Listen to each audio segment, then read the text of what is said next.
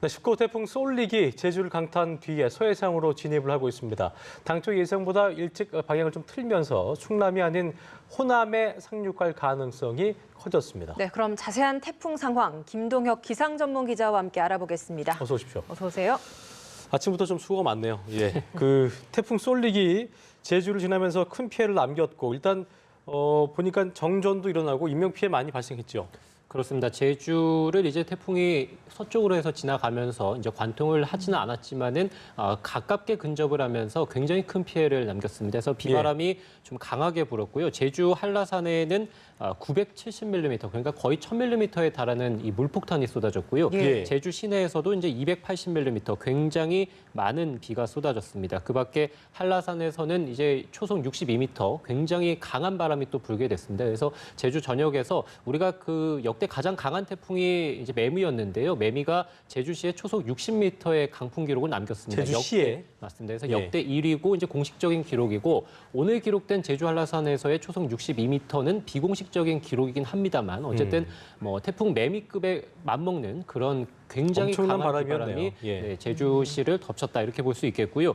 제주시의 피해가 굉장히 컸습니다. 그래서 인명 피해가 일단 있었고요. 어제 소정방 폭포에서 이제 2명이 파도에 휩쓸려서 빠졌고 한 명은 빠져나왔습니다만 한 명은 현재 실종 상태입니다. 근데 지금 제주 전역이 아직까지도 태풍 경보에 들어 있는 상황입니다. 그래서 실종자를 현재까지 찾는 데 있어서 어려움을 겪는 것으로 알려지고 있고요.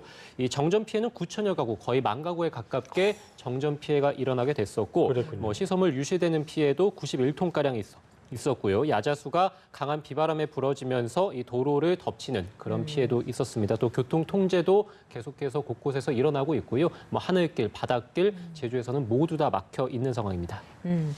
뭐 계속 이동 경로가 좀 변하고 있는 것 같더라고요. 오전과 좀 지금 상황 좀 달라지지 않았습니까?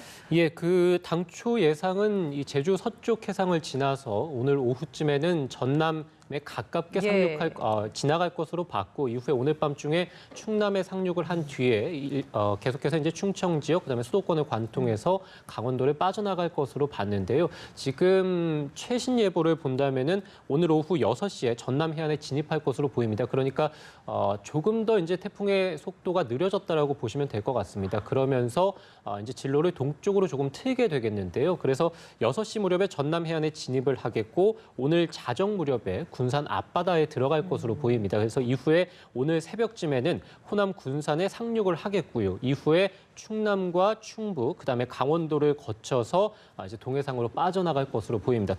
강원도 지역도 내일 아침에 사실은 영향을 줄 것으로 봤다가 지금 예상대로라면 내일 정오 무렵에 이 강원도 지역을 지날 것으로 보이기 때문에 어쨌든 이 태풍 쏠릭의 이 북상 속도가 느려졌고 한반도를 관통하는 시간도 조금 더 길어졌다 이렇게 볼 수 있겠습니다. 그래서 지금 태풍이 동쪽으로 이동을 하고 있는데 앞으로 조금 더 이동할 이 변경을 진로를 틀 가능성이 있겠습니다. 그래서 뭐 호남이 아니라 호남 중에서도 이제 전남 해안으로 상륙, 그러니까 훨씬 더 빨리 상륙할 가능성이 있겠고요. 그렇게 된다면 호남 지역은 바로 이제 태풍의 직격탄을 맞기 때문에 호남 지역이 굉장히 위험한 상황에 놓이겠고요. 반면에 수도권은 이 태풍이 남쪽에서 빨리 상륙을 하기 때문에 수도권 지역은 당초 예상대로 관통을 했다면은 태풍 경보급에 달하는 굉장히 비상 상황에 맞을 것으로 보였는데 만약에 예상대로 호남 지역에 상륙을 한다면은 태풍 주의보급에 그렇게 위험도가 조금은 낮아졌다 이렇게 볼 수도 있겠습니다. 예, 이게 보니까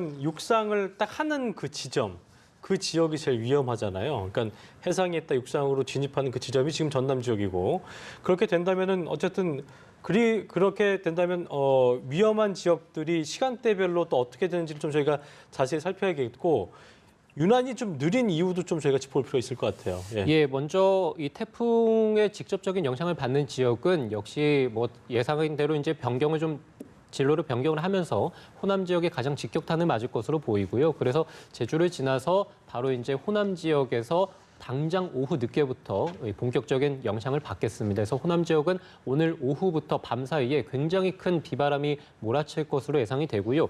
이후 이제 내일 새벽쯤에는 호남에 이제 완전히 상륙을 하죠. 그렇게 된다면은 충청 지역도 이제 직접 영향권에 들게 되겠고요. 이후에 수도권 지역도 역시 영향을 받겠습니다만 말씀드린 대로 태풍이 보다 남쪽에서 이제 들어왔기 때문에 뭐 어제 예상했던 것보다는 당초 비바람이 좀 약해질 수는 있겠습니다. 다만 워낙에 태풍이라는 것이 세력이 강하기 때문에 예. 아무리 뭐 위험도가 좀 낮아졌다 하더라도 이 수도권 지역에서도 초속 한 20-30m의 굉장히 강한 바람이 순간적으로 불 때는 있겠고요. 내일 오후 정도가 되면은 내일 아침에서 오전 정도가 되면은 강원 지역에서도 역시 이제 태풍 특보가 내려질 가능성이 충분히 있겠습니다. 네. 지리산과 전남 해안 지역은 한 400mm가 넘는 비가 아직까지도 예보가 되어 있고요. 예. 그밖에 영동 지역, 제주 산지도 300mm 이상, 그다음에 강원 영동과 전남, 그다음에 제주 지역도 100에서 250mm, 그리고 이 태풍이 북상하면서 서해상으로 계속 북상을 하기 때문에 이와 가까운 서해안 지역에서도 200mm 이상, 그다음에 수도권을 포함한 중부지방도 150mm 이상이 현재 예보됐습니다. 이렇게 천천히 지금 움직이고 있잖아요. 근데 방향을 틀어서 내륙 지역을 들어오게 된다면 세력이 좀 약해질 수도 있는 가능성도 있겠네요. 그렇습니다. 아무래도 지금 태풍이 방향을 동쪽으로 튼 원인, 그리고 이제 앞으로 세력이 조금 약해질 것으로 예상보다 약해질 것으로 보이는 원인 역시도 이제 일본을 현재 향해서 들어가고 있는 그 20호 태풍 시마론의 영향입니다. 시마론. 그래서 이 시마론이 이제 오사카에 상륙을 곧 하게 됩니다. 그래서 예. 일본을 관통을 해서 독도 해상 쪽으로 빠져나갈 것으로 보이는데요. 굉장히 이 지금 태풍 쏠리기에 비해서는 빠른 속도로 올라오고 있습니다. 그래서 그러니까요.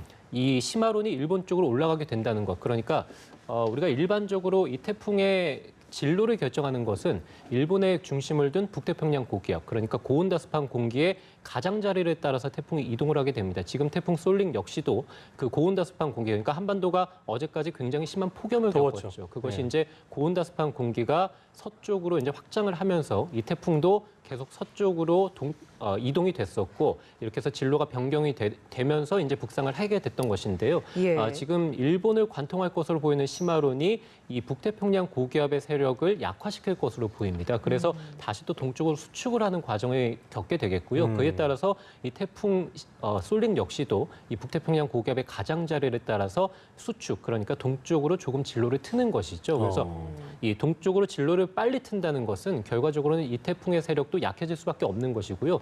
또 하나는 시마론 쪽에서 이제 태풍이라는 것은 반시계 쪽으로 바람이 불어오게 되는데, 그렇게 된다면은 이 태풍에서 동풍이 계속해서 이제 한반도 쪽으로 불어들게 되는데요. 한반도에 접근하는 이 태풍 바로 위쪽으로 동풍이 계속해서 들어오기 때문에 이 태풍 쏠릭의 진로를 방해하게 됩니다. 그렇기 네. 때문에 태풍 시마론은 빠르게 올라가고, 그다음에 쏠릭은 이 방해되는 이 바람의 세력으로 인해서 점차 이제 남쪽으로 내려가는 그런 힘이 강해지게 되거든요. 그래서 그래요? 북상을 계속해서 못하고 남쪽의 힘이 강해지니까 이제 진로를 동쪽으로 틀게 되는 것입니다. 그래서 또 속도도 더 느려지는 것도 있겠네요. 그렇습니다. 시마론이 더 위에서 동풍을 분다는 얘기죠. 그래서 그렇습니다. 밑으로 눌린다는 얘기인 거죠. 네, 그래서 이 태풍이 둘 중에 하나는 빨리 가게 되고 하나는 이제 남쪽의 힘이 강해지기 때문에 진로를 북상으로 하지 못하고 이제 동쪽으로 틀게 되는 것이고, 결과적으로는 20호 태풍 시마론이 우리가 이제 서로의 어떤 연관관계가 직접적으로 있다고 하기는 어렵겠습니다만 20호 태풍이 어쨌든 북태평양 고기압의 세력을 약화시켰고,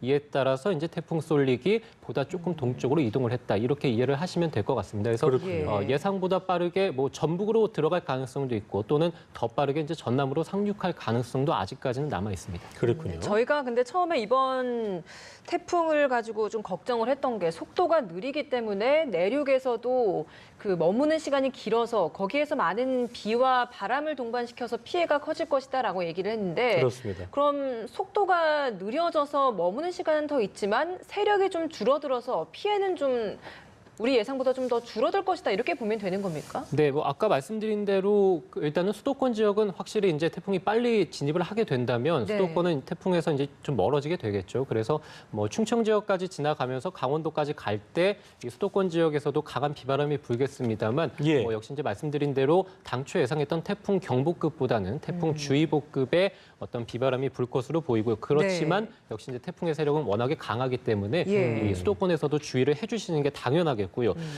태풍이 이제 목포와 군산 쪽으로 들어온다고 말씀을 드렸죠. 네. 아까 아침까지만 하더라도 제주를 지나서 그 전남 해안에 상륙할 때까지도 강도가 강하고 이 태풍의 크기 역시도 중형급을 갖출 것으로 예상이 됐었는데, 네. 지금 예상대로라면은 오후 6시 정도가 되면, 그러니까 전남 해안에 근접하게 될 때는 이 태풍의 강도는 중형급으로 한 단계 낮아질 것으로 보이고요. 태풍의 크기도 소형급으로 한 단계 낮아질 것으로 보입니다. 그래서 역시 말씀드린 대로 이제 20호 태풍 시마론에 따라서 이제 태풍이 좀 동쪽으로 이동을 하고 이에 따라서 태풍의 세력이 좀 약해지면서 확실히 이제 단계도 한 단계씩, 그러니까 속도와 그러니까 바람과 강풍 반경이 한 단계씩은 낮아질 것으로 전망이 됩니다. 어쨌든 피해가 최소화돼야 되는 게 저희한테 가장 급선무고 중요한 것이기 때문에 김도혁 기자의 말대로라면은 시마론이 좀 고마운 상황인 거긴 한 거네요. 그것 때문에 이제 좀 어쨌든 방향 틀게 됐고 만약에 내륙으로 들어와서 세력이 약해진다면 뭐 그 부분 그 영향이 있던 거니까요, 그렇죠? 네, 뭐 그렇게 볼 수도 있겠습니다만 어쨌든 기상청에서는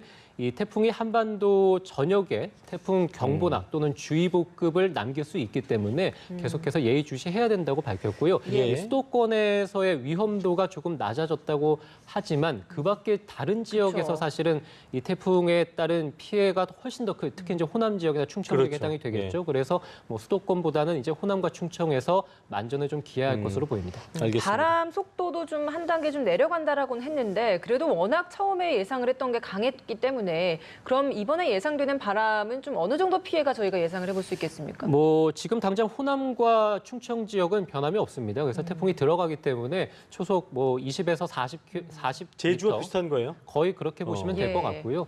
그다음에 해안가 지역을 중심으로는 초속 50m, 그러니까 시속으로 따진다면 140km에 달하는 그런 굉장한 강풍이 호남이나 충청도에는 불 것으로 보이고요. 수도권 지역에서도 역시 초속 20m 안팎의 강한 바람이 불 것으로 보입니다. 그래서 아까 또 말씀드린 대로 이 수도권 지역에서도 강수량조차도 이제 200mm 안팎 정도 굉장히 많은 비라고 볼 수 예. 있겠습니다. 그래서 태풍이 뭐 오늘 오후부터 해서 이제 내일 오후에 빠져나가는 이 24시간 동안에 한 200에서 300mm, 많은 곳은 400에서 500mm, 그리고 강풍도 뭐 초속 한 3, 40m로 불기 때문에 이 하루 동안에 이렇게 많은 비가 내리고 그다음에 많은 강한 바람이 부는 것은 역시 이제 그만큼의 긴 시간 동안에 큰 피해를 남길 확률도 높다라고 볼 수 있겠습니다. 그래서 뭐 태풍이 동쪽으로 틀거나 또는 예. 뭐 말씀드린 대로 태풍의 세력이 조금 약해졌다고 해서 절대 방심할 수 있는 상황은 아니고요. 예. 계속해서 모든 지역에서 태풍에 대한 대비를 해줘야 되고 지금 제주는 이미 태풍이 좀 지나가서 이미 이제 전남 서해안 쪽으로 거의 진입을 하긴 했습니다만 네. 제주 지역도 아직까지는 태풍 경보급의 그런 비바람이